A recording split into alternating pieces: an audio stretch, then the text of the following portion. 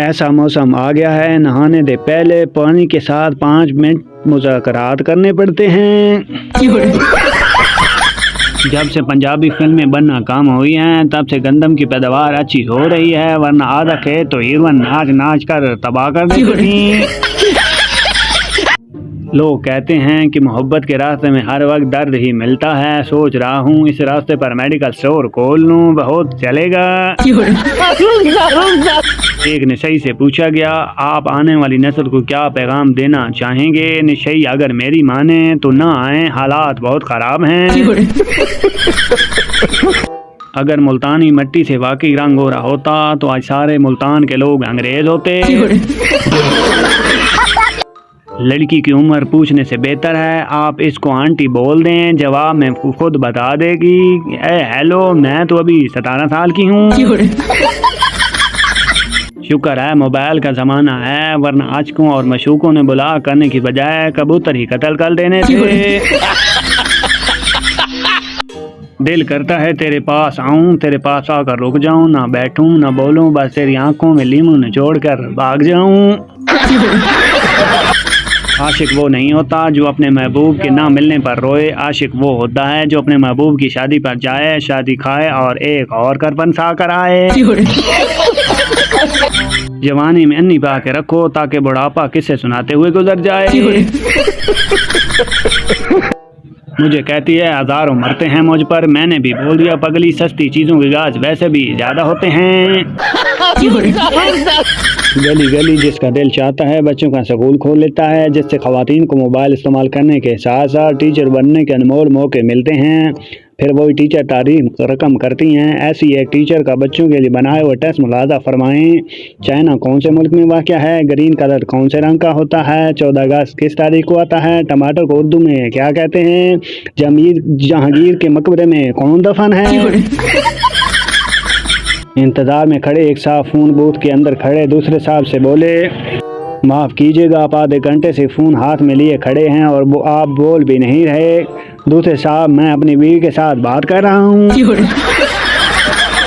एक गांव में किसी बुजुर्ग का इंतकाल हुआ तो इसकी वजह से स्कूल में छुट्टी हो गई। दूसरे दिन स्कूल से आते बच्चों ने दूसरे बुजुर्गों को देखा तो एक बोला, देखो 2 छुट्टियाँ और घूम रही हैं।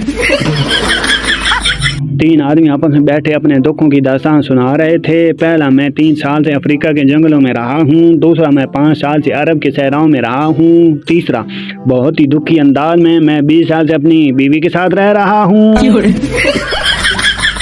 देहाती मरीज, लेकिन डॉक्टर साहब चश्मा लग जाने के बाद मैं पढ़ तो सकूंगा गाना? डॉक्टर, जी जी बिल्कुल, आप चश्मा लगाने के बाद बिल्कुल आराम से पढ़ सकेंगे।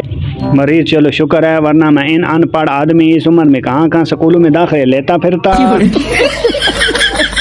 एक मच्छर कहीं जा रहा था, रास्ते में तूफान आ गया। मच्छर एक मोटे से दरख्त से लिपट गया। तूफान जाने के बाद मच्छर ने पसीना साफ किया और बोला, अगर मैं ना होता तो दरख्त ने उड़ जाना सी। बारिश शुरू हो गई। पेंडू को काली ऐनक में बारिश के कतरे काले नजर आ रहे थे। पेंडू ने आसमान की तरफ देखा और बोला, या अल्लाह, तेरी कुदरत भी अजीब है। पिंड में बारिश होती नहीं और शहर में कोका कोला बरसा रहा है। डॉक्टर जख्मी पठान से, अब तो आप खतरे से बाहर हो, फिर भी आप इतना क्यों डर रहे हो? पठान, जिस शख्स पे मेरा एक्सीडेंट हुआ था इस पर लिखा था, जिंदगी रही तो फिर मिलेंगे। 3 सरदार मोटरसाइकिल चला रहे थे। ट्रैफिक पुलिस वाले ने हाथ का इशारा देकर रोका। इधर से सरदार ने भी हाथ दिया। ना बाबूजी, असी पहले ही 3। बीवियां 2 तरह की होती हैं। पहली जो शोहर की बात सुनती हैं, इसके हालात को समझती हैं, इससे मोहब्बत से पेश आती हैं, कभी बेजा फरमाइश से तंग नहीं करती और शोहर से गुस्से को मुस्करा कर झेलती हैं। दूसरी वही हैं जो सबके पास हैं। एक सरदार सड़क पर जा रहा था। अचानक से कार के नीचे कुत्ता लेटा नजर आया। सरदार ने इसे टांग से पकड़कर खींचा और बोला, बाहर निकल एडा तू मैकेनिक। एक रेडी वाला करेलों पर पानी का छिड़काव कर रहा था ताकि वो ताज़ा रहें। सरदार जी काफ़ी देर से देखते रहे। जब मजीद बर्दाश्त ना हुआ तो बोले, बाजी जे इन्हां नूं होश आ गया होवे ते मैनू 1 किलो तोल देवो। सरदार के दुकान जल गए। डॉक्टर, सरदार जी आपके दुकान कैसे जले? सरदार, ओ जी मैं कपड़े इस्त्री कर रहा था। कि कॉल आ गई और मैंने गलती से फ़ोन की जगह इस तरीके कान से लगा ली। डॉक्टर तो दूसरा कान कैसे जला सदा, अरे एम्बुलेंस को भी तो फ़ोन करना था ना। वीकेंड की शाम थी। हमेशा की तरह हम अपने दोस्त के साथ पसंदीदा रेस्टोरेंट में खाना खाने चले गए। ऑर्डर देने लगे तो देखा कि पुराना वेटर मौजूद नहीं था। इसकी जगह नया वेटर ऑर्डर ले रहा था। कुछ टेबलों पर घूम घाम के हमारे तरफ आया और खुशहाली से बोला, क्या हाल हूँ जनाब। मैं जो मोबाइल में गर्क था, सर उठा के इसे देखा और मुस्करा कर बोला, आधा किलो मटन कढ़ाई, रोगनी नान और हमदर्दी के 2 बोल। कुछ देर बाद गप्पे हाँकते रहे और फिर वो वेटर ऑर्डर लेकर आया। काली मिर्चों में बनी मटन कढ़ाई की खुशबू बार बार हमें बुला रही थी। करीब था हम इस पर टूट पड़ते। वेटर की आवाज़ ने सुकूनत को तोड़ा और कहा था, आपने सर, और हाँ हमदर्दी के 2 बोल। मैंने दांत निकालते हुए कहा। वेटर ने इधर उधर देखकर अपना मुंह मेरे कान के करीब पास लाया और बोला, ना खाना खोता है जनाब। एक शख्स शादी के कुछ अरसे के बाद मोटापे से तंग आकर जिम गया। ट्रेनर से कहने लगा, मुझे ऐसी मशीन दिखाओ जिसे इस्तेमाल करके मेरी बीवी मुझसे मर मिटे। ट्रेनर इसका हाथ पकड़ जिम से बाहर ले आया और एटीएम मशीन के पास जाकर धीमे से कान में बोला, ये वो मशीन है, बाकी मशीनें बकवास हैं सर।